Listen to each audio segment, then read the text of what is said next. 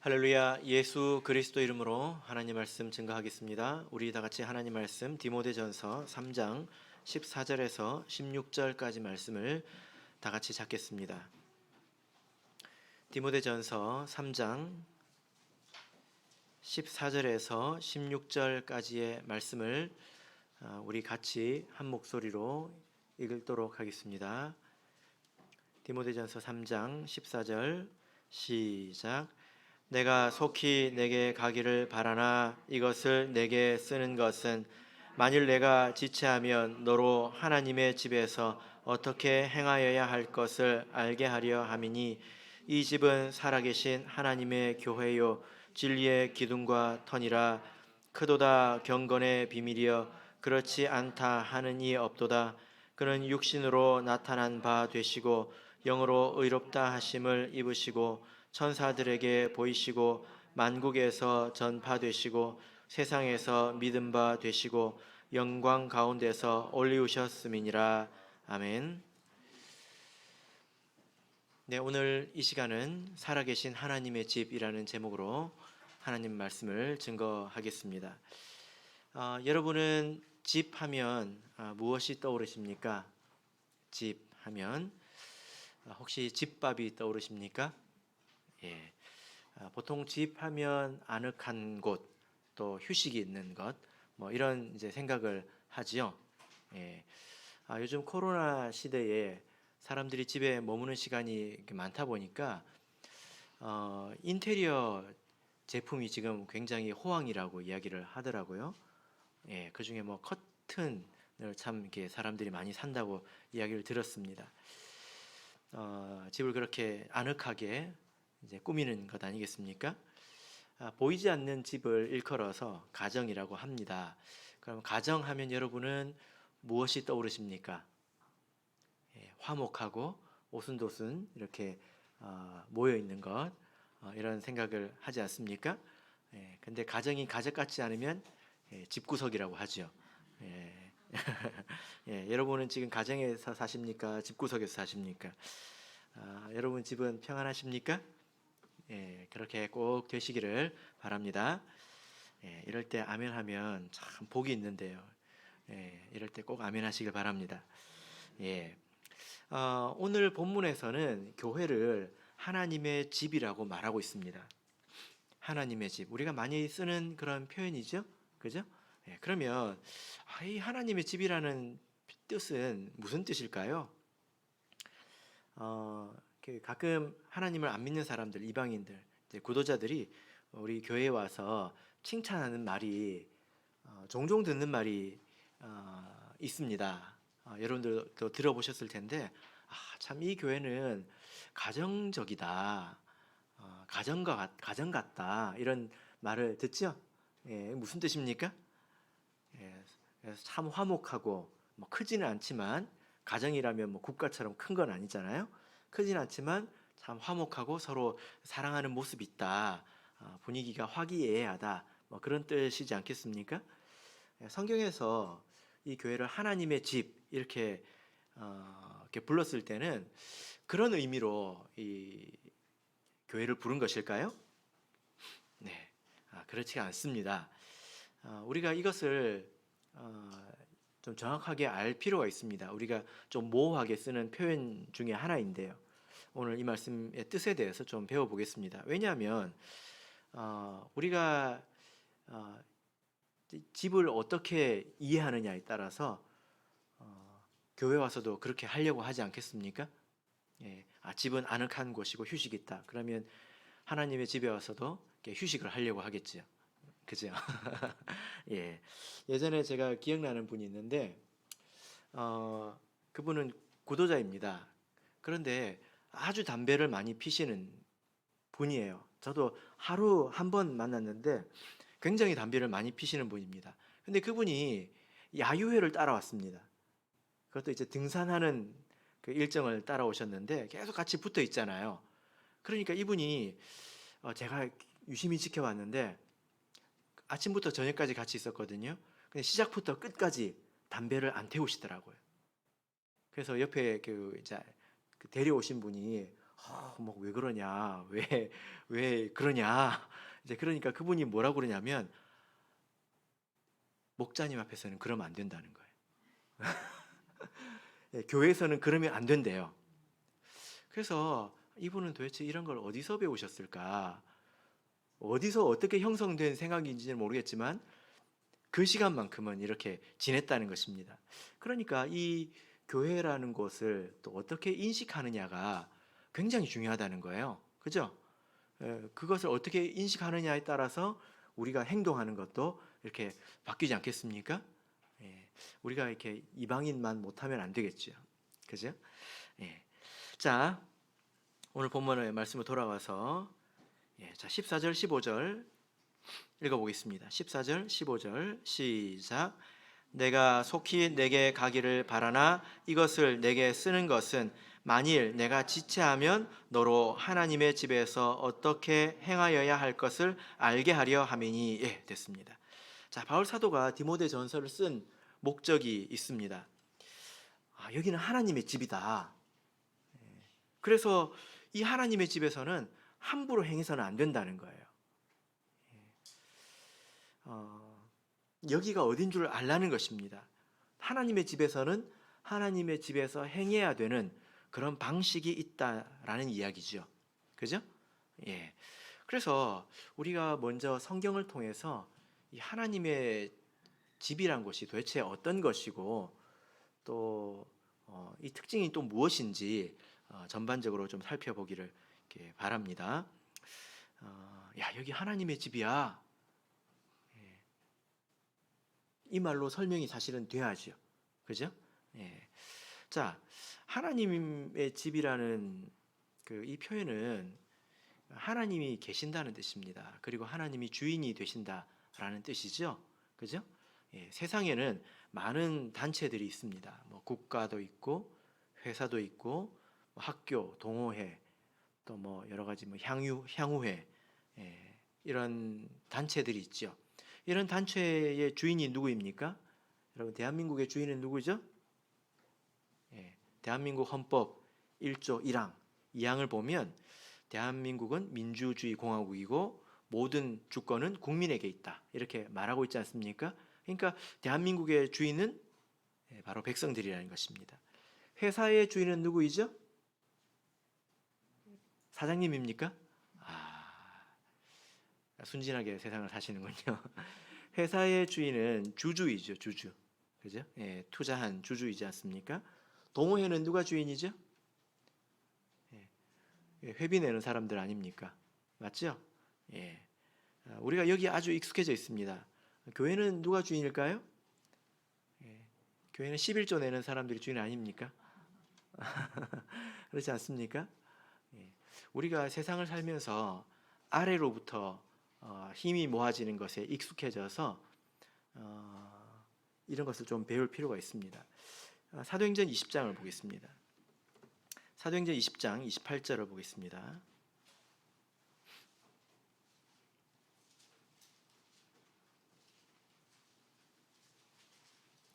사도행전 20장 28절, 자, 우리 같이 읽어보겠습니다.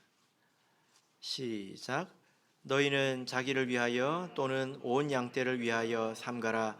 성령이 저들 가운데 너희로 감독자를 삼고 하나님이 자기 피로 사신 교회를 치게 하셨느니라. 자, 여기 보면 하나님이 자기 피로 사신 교회라고 말씀하고 있습니다. 그 교회를 우리들이 섬기고 있다는 거죠. 그래서 이 교회는 세상적으로는, 육신적으로는 사람들이 이제 여러 가지 힘을 모아서 운영되는 것처럼 보이지만 이곳은 하나님께서 주인이 되시고 하나님께서 함께 하시는 그런 곳입니다. 그래서 우리가 교회에서 내 마음대로 좌지우지 하려고 하면 반드시 벌을 받습니다. 내 생각을 펼쳐보려고 하면 반드시 벌을 받습니다. 그래서 책임이 있다는 것은, 어떤 그 권한이 있다고 하는 것은 사실은 되게 어려운 거죠. 그런 사람들은 하나님의 뜻을 굉장히 잘 살펴야 합니다.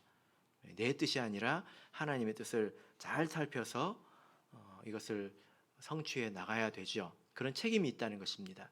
이게 쉬운 일일까요? 이게 잘 모를 때는 이것이 쉽다고 생각을 할 수 있습니다. 그러나 그렇지 않죠. 결국 그렇지 않습니다. 일은 일대로 하고 벌은 벌대로 받는 일이 있을까요? 없을까요? 많이 있습니다. 일은 일대로, 벌은 벌대로. 성경에 보면 그런 예가 있는데, 여러분 그 사울 왕을 생각하면 여러분 기억 속에 사울 왕은 어떤 왕으로 기억이 되십니까? 나쁜 왕, 불순종하고 하나님께 벌 받아서 죽은 왕이지 않습니까? 그런데 사무엘상을 가서 다시 한번 사울의 일생을 보십시오. 그 사람의 인생은 전쟁으로 시작해서 전쟁으로 끝납니다. 평생 그는 뜻하지도 않은 왕의 자리에 올라서 계속 백성을 위해서 싸우다가 전쟁터에서 죽습니다. 그러니까 이 인간적인 입장에서 보자면 굉장히 고생을 많이 한 사람이지요. 나를 위해서 희생을 많이 한 사람이지 않습니까? 그런데 그 사람의 결말, 신앙적인 판단은 전혀 다르잖아요. 그죠? 우리가 그럴 수 있다는 것입니다. 그래서 이곳은 하나님의 집이고 하나님이 계시며 하나님께서 주인 되신 곳이기 때문에 우리가 하나님의 뜻을 잘 분별해서 그것을 성취하려고 하지 않으면 우리가 도리어 불행해질 수 있다는 거예요. 이것이 하나님의 집이라는 그런 표현의 뜻입니다. 자, 두 번째로 이 집은 아담부터 마지막 성도까지 포괄하는 하나의 집입니다. 자, 여러분에게는 집이 몇 개 있습니까? 집이 몇 개 있으십니까? 한 채, 두 채, 몇 채가 있으십니까? 어떤 분은 보니까 여기에도 집이 있고 저기에도 집이 있고 그렇더라고요. 자, 그러면 하나님에게는 집이 몇 개 있을까요? 네, 여기 보면 하나님의 집은 단수입니다. 한 채라는 거죠. 그래서 하나님의 집이라고 할 때는 이것은 눈에 보이는 그런 어떤 건물을 말하는 것이 아니라 이것은 가문을 말하는 거죠. 그래서 이 하나님의 집은 아담으로 시작을 합니다. 그리고 이 세상에서 어느 날 마지막으로 세례받는 사람이 있지 않겠습니까?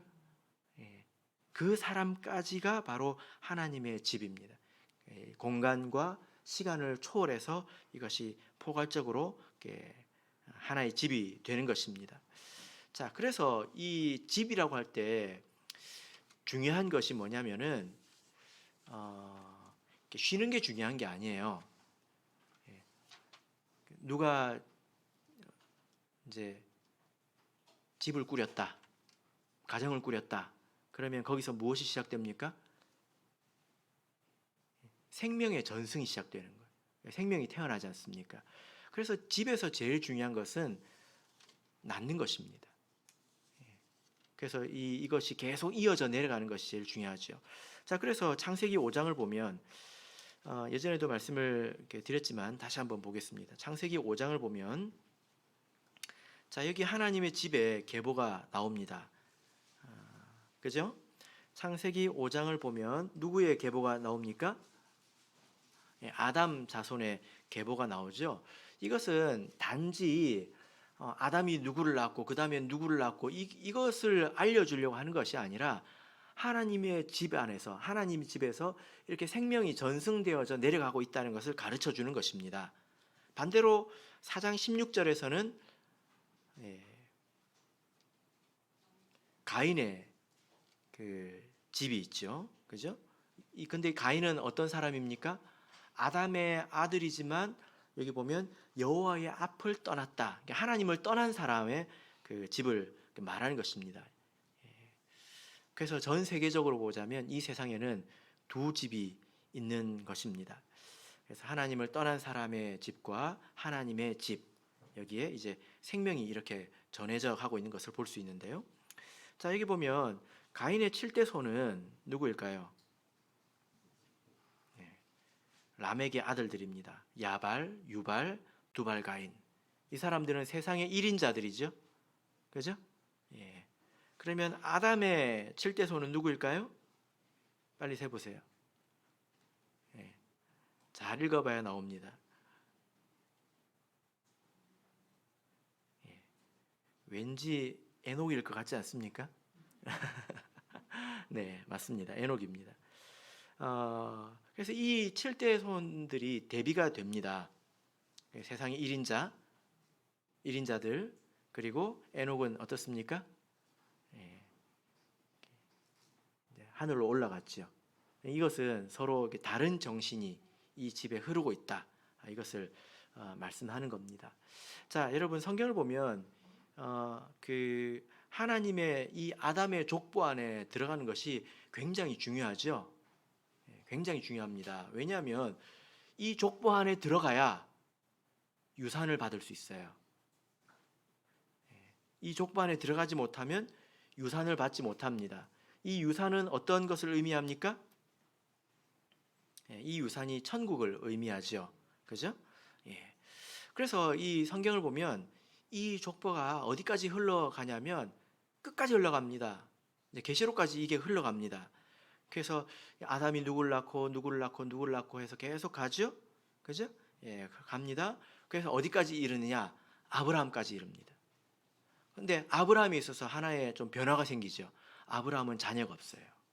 그러니까 이렇게 낳는 것으로는 더 이상 진행이 되지 않습니다. 그래서 하나님께서 아브라함을 택하셔서 그에게 약속의 자녀를 주지요. 그래서 두 가지가 이제 겹치게 됩니다. 낳는 것과 하나님의 약속, 이것이 겹치게 됩니다. 그래서 이 아브라함의 자녀를 통해서 이삭, 야곱 그리고 12지파가 흘러 계속 이제 계승되어서 내려가게 됩니다. 이 12지파 안에 들지 못하면 천국을 유업으로 받을 수가 없습니다. 에스라서 2장을 보겠습니다. 에스라서 2장 62절입니다.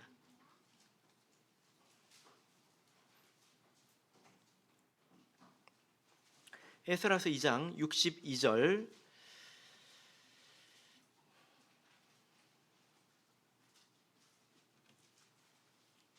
자, 같이 읽겠습니다. 시작.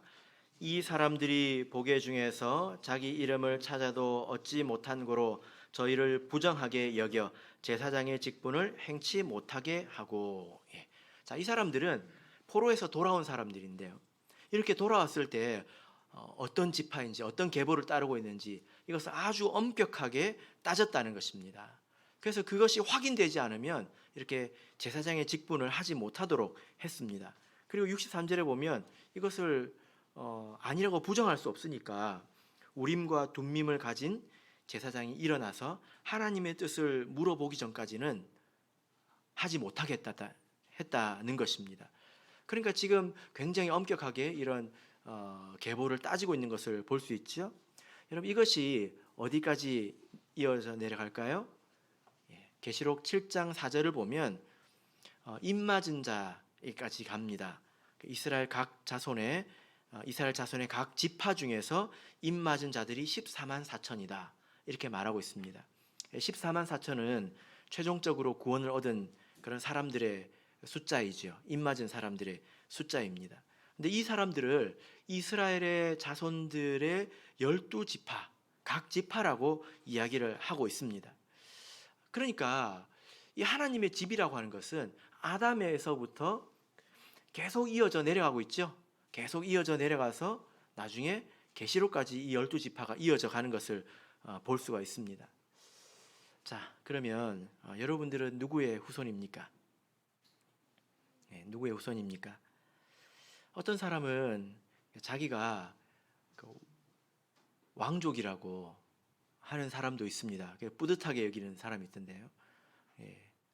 제가 이시성을 가지고 있으니까 가끔 이제 저한테 전주시냐고 물어봅니다. 아니거든요. 저는 별로 뼈대가 없는 집안, 비슷합니다.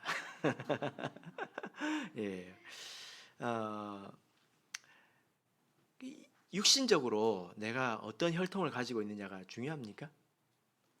근데 영적으로 내가 어떤 혈통을 가지고 있느냐, 이건 굉장히 중요합니다. 우리는 아브라함의 자손이어야 합니다. 그죠? 근데 아브라함은 저기 이스라엘 사람이고 우리는 한국 사람이잖아요. 우리가 어떻게 아브라함의 자손이 될 수 있습니까? 갈라디아서를 보겠습니다. 갈라디아서 3장 26절에서 29절을 보겠습니다.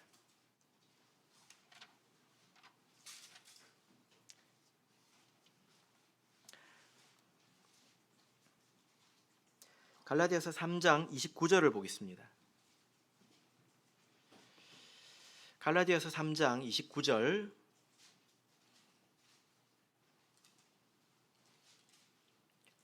자, 같이 읽겠습니다. 시작. 너희가 그리스도께 속한 자면 곧 아브라함의 자손이요 약속대로 유업을 이을 자니라. 예. 자, 여기 보면 우리가 그리스도께 속한 자이면 우리가 어떻게 그리스도께 속할 수 있죠?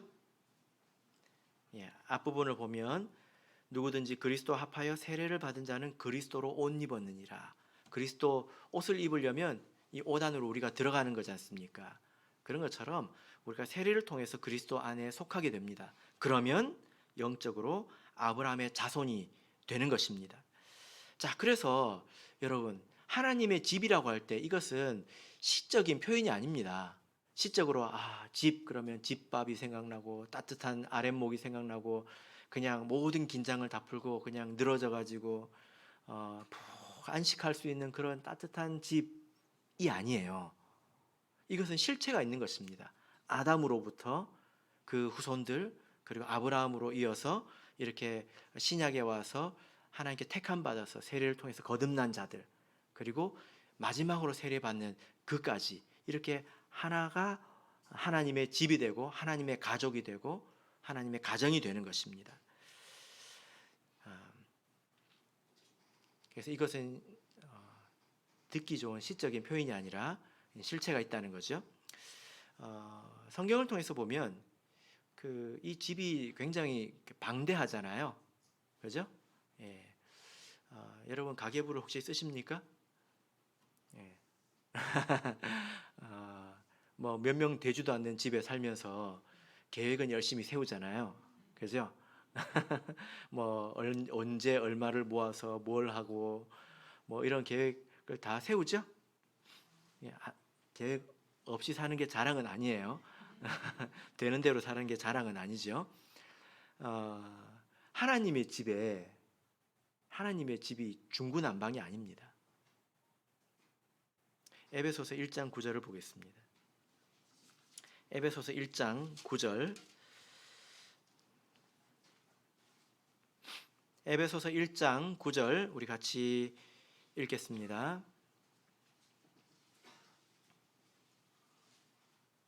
자, 읽겠습니다. 시작.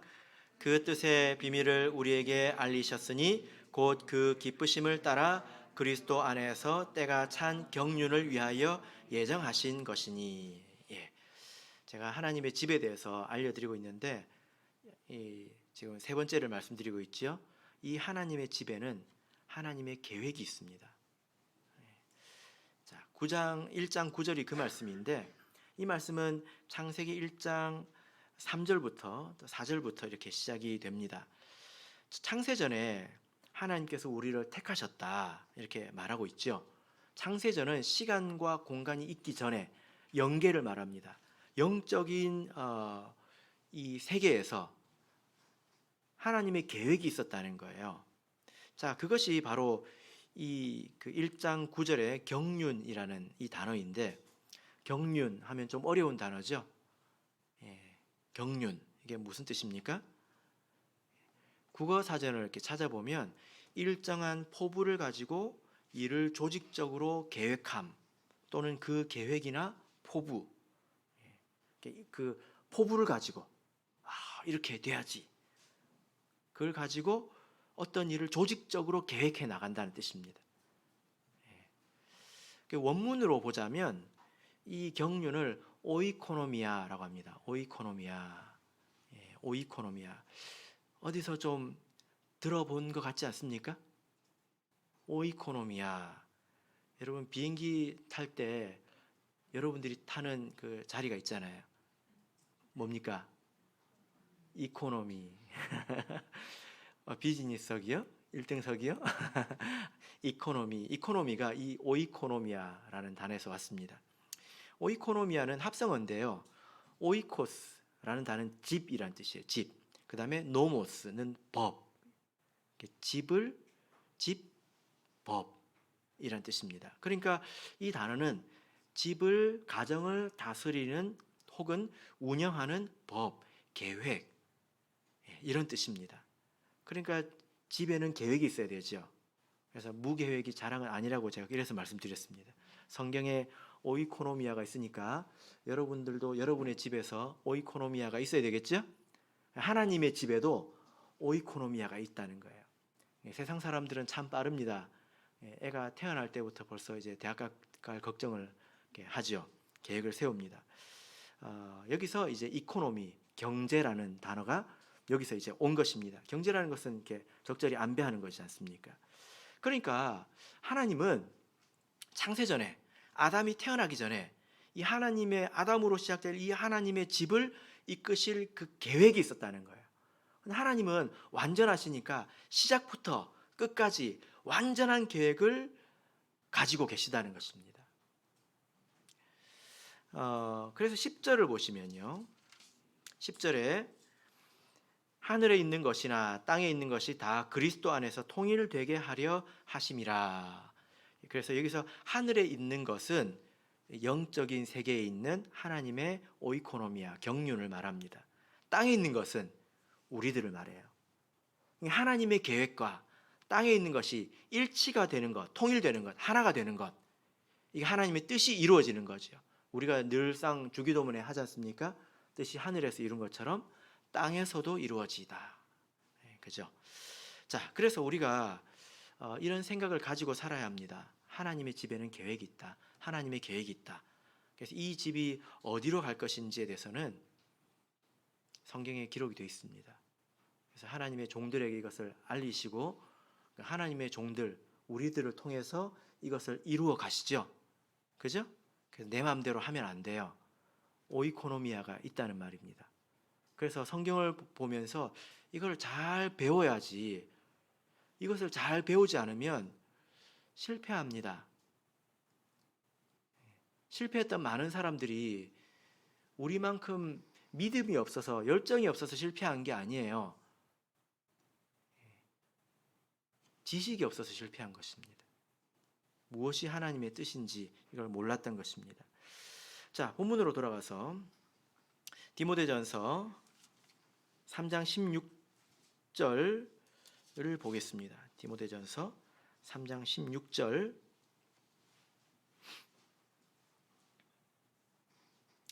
자, 읽겠습니다. 시작. 크도다 경건의 비밀이여 그렇지 않다 하는 이 없도다. 그는 육신으로 나타난 바 되시고 영으로 의롭다 하심을 입으시고 천사들에게 보이시고 만국에서 전파되시고 세상에서 믿은 바 되시고 영광 가운데서 올리우셨음이더라. 자, 여기 보면 예수님께서 하신 일들을 기록하고 있습니다. 그는 육신으로 나타나셔서 십자가에서 죽으시고 그리고 이런저런 일을 하시고 영광 가운데서 하늘에 올리셨다. 이것은 예수님께서 하신 일을 말하는데요. 예수님은 이 일을 통해서 이 땅에 하나님의 집을 세울 수 있는 그런 권세를 얻었던 것입니다. 여러분, 남의 땅에 집 지으려고 하면 허락을 해줍니까? 안 해줍니까? 안 해주죠.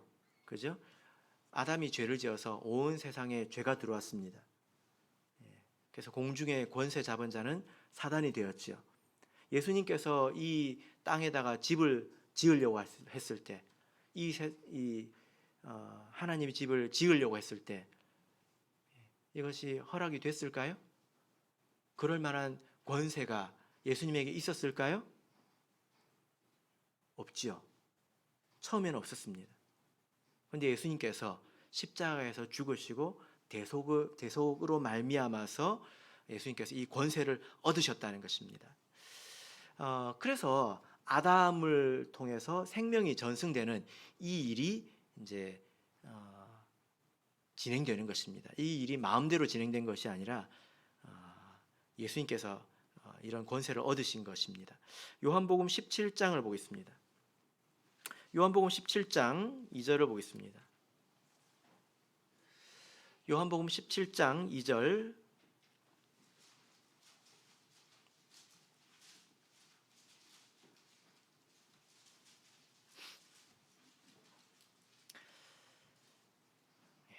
요한복음 17장 2절 읽겠습니다. 시작. 아버지께서 아들에게 주신 모든 자에게 영생을 주게 하시려고 만민을 다스리는 권세를 아들에게 주셨음이로소이다. 자, 여기 보니까 예수님께서, 하나님께서 예수님에게 만민을 다스리는 권세, 또 모든 자에게, 아들에게 주신 모든 자에게 영생을 주는 권세, 이런 권세를 얻었다고 말씀하고 있습니다. 제가 지금 하나님의 집에 대해서 말씀을 하고 있죠. 지금 4번째입니다. 이 집에는 권세와 질서가 있습니다.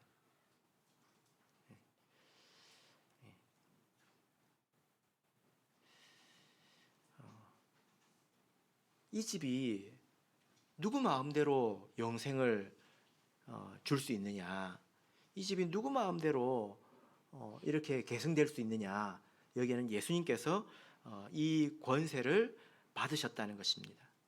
십자가 사역으로 말미암아서. 그리고 그 권세를 누구에게 주셨을까요? 마태복음 28장 18절을 보면 하늘에 있는 모든 권세를 예수님께서 받으셨죠. 하늘과 땅의 모든 권세를 예수님께서 받으셨죠. 그리고 예수님께서 제자들에게 뭐라고 하셨습니까? 너희는 가서 모든 족속으로 제자를 삼으라. 또 아버지와 아들과 성령의 이름으로 세례를 주고, 또 내가 너희에게 분부한 모든 것을 가르쳐 지키게 하라. 여기에는 명령이지만 여기에는 권세가 있습니다. 한번 생각해 보세요, 여러분. 세례를 주라 했을 때 이 세례를 주면 죄가 씻긴다는 거예요. 그런 힘이 제자들에게 이제 있다는 것입니다. 그런데 그런 권세가 없다면 좀 웃기지 않습니까? 세례를 줘라 해서 세례를 줬는데 죄가 안 씻어져요. 이상하지 않습니까? 그래서 이 명령은 단지 명령이 아니라 이 권세가 위임됐다는 거예요. 누구들한테? 사도들한테. 그래서 이 권세를 보면 세례를 주라, 이것은 죄를 사하는 권세이지요. 그리고 또 어떤 권세가 있습니까? 가르쳐 지키게 하는 권세가 있습니다. 가르쳐 지키게 하는 권세는 심판권을 말합니다. 그리고 징계권을 말합니다. 그래서 이 교회 안에는 구할 수 있는 권세도 있지만 심판할 수 있는 권세도 있다는 거예요. 아까 우리 창세기 5장에서 족보에서 봤지만 이 하나님의 집에는 무엇이 흐르냐면 하나님의 형상이 흐릅니다. 그래서 이 집에 있는 사람들은 예수님을 본받아 가지요. 영적으로 성숙해 갑니다. 이것을 위해서는 징계권이 반드시 필요합니다. 왜 그렇습니까? 누룩을 제거해 버릴 수 있는 권세가 있어야 여기가 깨끗해지거든요. 근데 만약에 하나님이 누룩을 제거해 버릴 수 있는 권세를 안 주시고 여기를 깨끗하게 하라고 하면 우리가 가르쳐 지키게 할 수 있을까요? 이해가 되십니까? 제가 이렇게 보니까 성도님들은 누구나 마찬가지인데요. 좋은 것을 배우고 본받는 시간이 오래 걸려요. 안 좋은 것을 보고 배우는 데는 금방 합니다.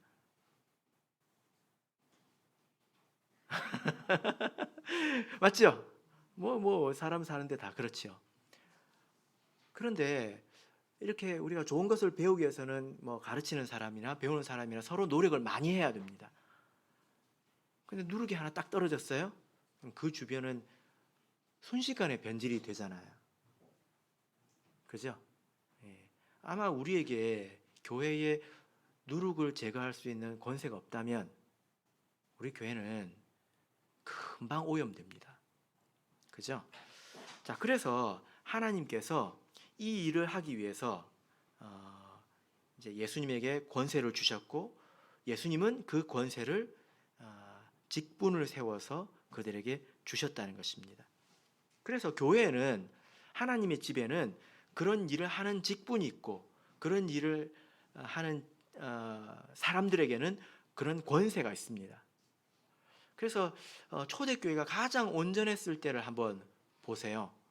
그때 일어났던 일이 아나니아와 삽비라의 사건이거든요. 아나니아와 삽비라가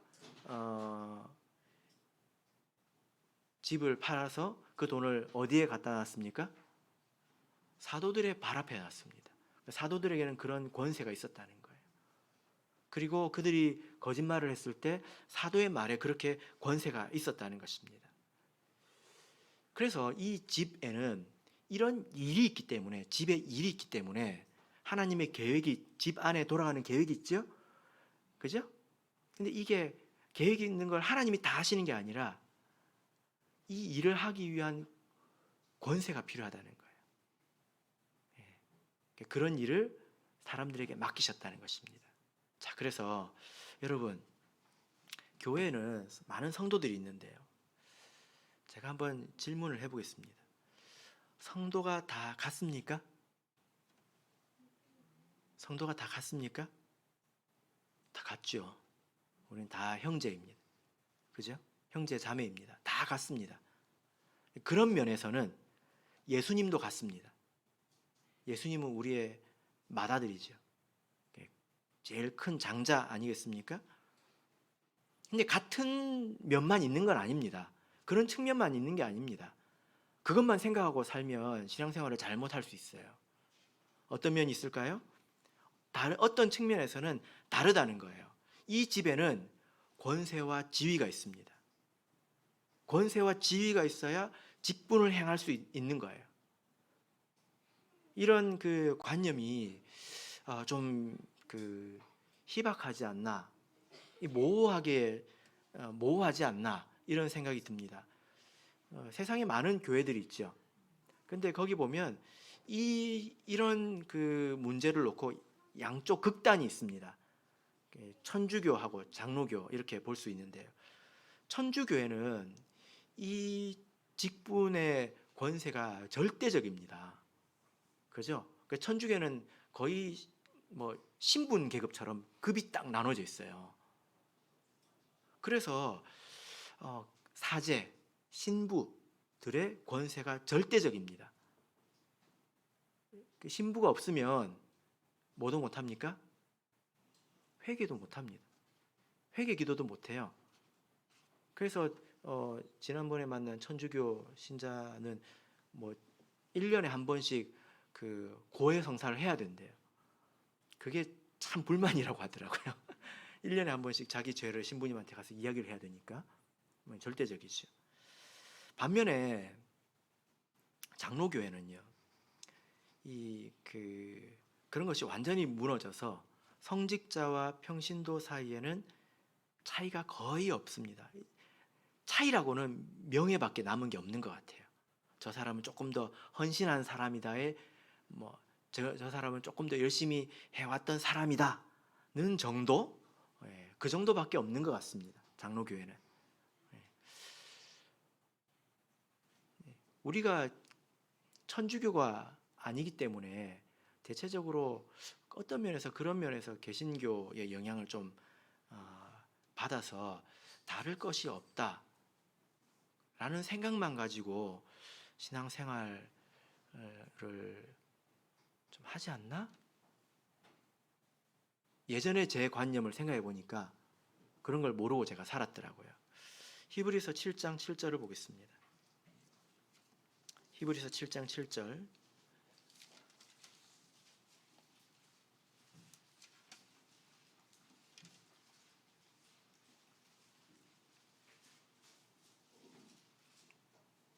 히브리서 7장 7절 읽겠습니다. 시작.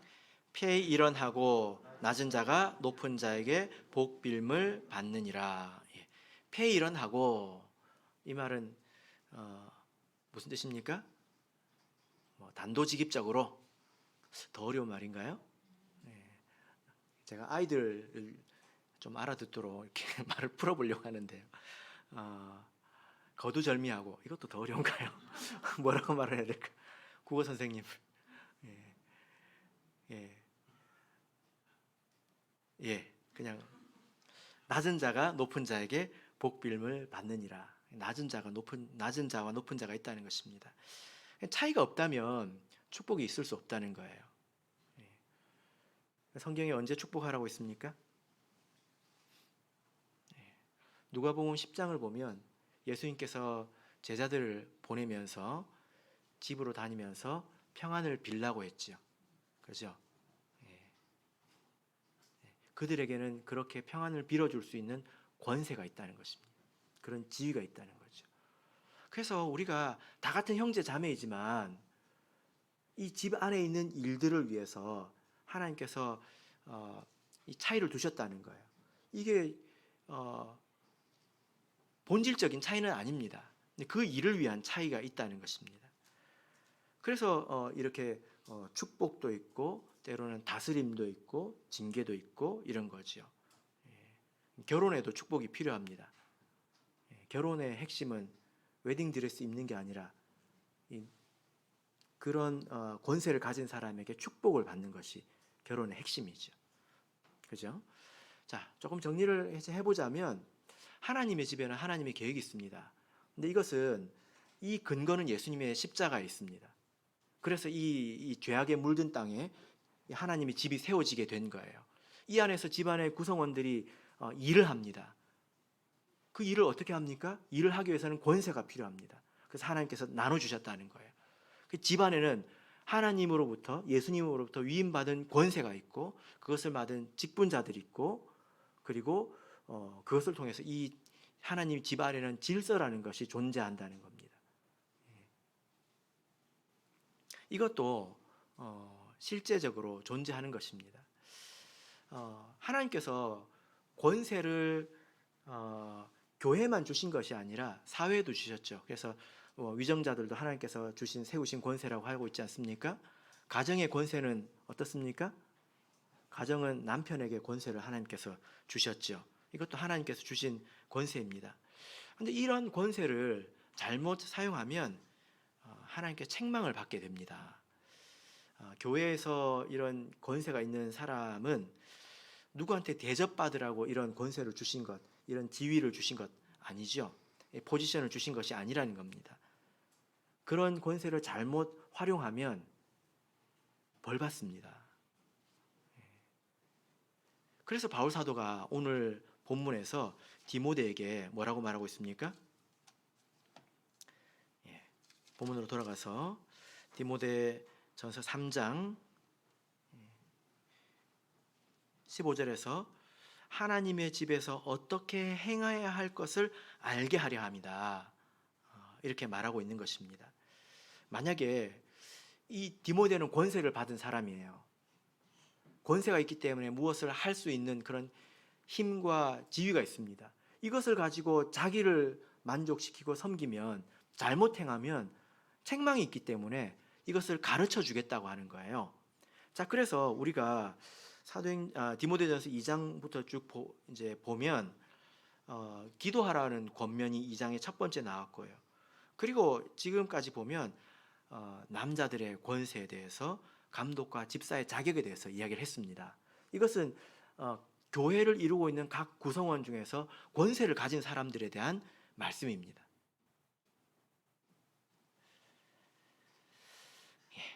자, 15절을 다시 읽겠습니다. 15절 읽겠습니다. 시작. 만일 내가 지체하면 너로 하나님의 집에서 어떻게 행하여야 할 것을 알게 하려 함이니 이 집은 살아계신 하나님의 교회요 진리의 기둥과 터니라. 마지막으로 이 집은 진리의 기둥과 터입니다. 이 집에는 생명이 전승되어 내려오기 때문에 이 집은 진리의 집이어야 합니다. 진리 밖에는 구원이 없죠. 진리가 없으면 구원이 없습니다. 그래서 여러분 참예수 교회라고 하는 이 하나님의 집, 이 안에 있는 사람들이 똑똑해서 진리를 가지고 있는 게 아니에요. 이건 다 전해져 받은 것입니다. 생명을 전해져 위에서 이렇게 내려받은 것처럼 진리도 다 전해져 받은 것입니다.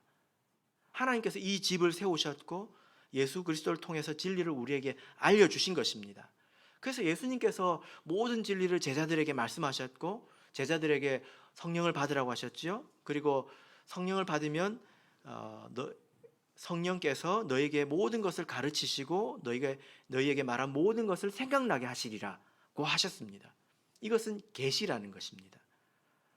그래서 사도들이 성령을 받았을 때 그 예수님께서 하신 그런 모든 가르침이 생각이 나서 사도행전 2장 42절을 보면 성도들이 사도들의 가르침을 받았다고 하고 있죠. 그죠? 그리고 히브리서를 보면 그것을 또한 계속 전달받은 것을 볼 수가 있습니다. 자, 그래서 한 집에는 마지막으로 우리 고린도전서 10장을 보겠습니다. 고린도전서 10장 3절 4절 보겠습니다. 고린도전서 10장 3절 4절 같이 읽겠습니다. 시작. 다 같은 신령한 식물을 먹으며 다 같은 신령한 음료를 마셨으니 이는 저희를 따르는 신령한 반석으로부터 마셨음에 그 반석은 곧 그리스도시라. 예. 자, 이 이스라엘 백성이 같은 음식을 먹었잖아요. 만나. 그리고 반석에서 나오는 같은 물을 마시지 않았습니까? 이게 한 집이라는 거예요. 한 집안에서는 같은 음식을 먹고 같은 음료를 마신다는 것입니다. 그래서 생명을 유지해 나가는 거예요. 근데 이 반석은 곧 그리스도시라. 이 신령한 식물과 신령한 음료가 뭘까요? 이건 진리와 성령을 말합니다. 그래서 집에는 여러분의 집도 마찬가지죠. 집에서 같은 음식을 먹지 않습니까? 따로 집안에서 따로 살림 사시는 분 안 계시잖아요. 같은 음식을 먹습니다. 그래서 우리가 같이 생명을 유지해 나가는 것처럼 이 한 집안에는 이 하나의 진리가 흐르고 또 하나의 성령이 흐른다는 것입니다. 그래서 참 예수교회 하나님의 집 밖에는 진리도 없고 성령도 없습니다. 자, 누가 집을 꾸렸다고 하면 거기에는 생명이 태어나고 그 생명을 전승하게 됩니다. 마찬가지로 이 하나님의 집이라고 하는 것은 하나님의 구원의 전 역사를 시작부터 아담부터 끝까지 이제 포함하는 것입니다. 그래서 이것은 단지 우리가 생각하는 시적인 표현이 아니라 하나님의 일을 말하는 거죠. 그 일을 하기 위해서 하나님께서 이 안에서 계획을 두고 일을 하시는데 누구를 통해서 일을 하십니까? 사람들을 통해서 일을 하신다는 거예요. 그래서 여기에서 지위의 차이가 발생한다는 것입니다. 이것은 누구는 높고 누구는 낮다 그런 말을 하는 게 아닙니다. 우리는 같은 형제 자매이지요. 그죠? 그래서 그 안에서 생명을 주기도 하고 혹은 죽었기 때문에 도려내는 그런 일도 행할 수가 있는 것입니다. 그래서 우리가 하나님의 집을 이렇게 전반적으로 알 때에 이 집에서 우리가 어떻게 행해야 된다라는 것을 우리가 알 수 있는 것입니다. 비교적 좀 어려운 말씀이지만 또 이렇게 좀 많은 내용을 압축적으로 이렇게 여러분들에게 전달을 하려고 하다 보니까 좀 이렇게 다소 난해한 부분이 좀 있었을 거라고 생각을 합니다. 그러나 이 말씀을 잘 상고해 보시고 우리가 하나님의 집에서 어떻게 행해야 될까 꼭 지혜를 얻으시기를 예수 그리스도의 이름으로 축복합니다. 우리 다 같이 찬송하겠습니다. 부록 14장